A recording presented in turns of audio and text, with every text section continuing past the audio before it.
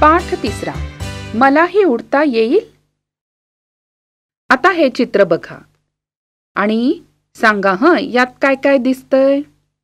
झाड तेच दिसतंय, माकडही आहे, आकाशात पक्षी पण उडताना दिसतायत. पण आता खालची जी मुलं आहेत ती खूप आनंदात नाचताना दिसतायत, कारण त्यांनी एक छान खेळ सुरू केलाय. परेश पतंग उडवतोय. गजालाच्या हातात आहे फुगा, जो हवेमध्ये डोलतोय. पमाच्या हातात आहे कागदी विमान, जे ती हवेत उडवणार आहे. कुत्रा उड्या मारतोय आनंदानी आणि बाळ आनंदानी हात हलवतोय. बघा किती उडणाऱ्या वस्तू इथे मिळाल्या. आकाशात पक्षी उडतायत, पतंग उडतोय, फुगा पण उडतोय, कागदी विमान पण उडतंय.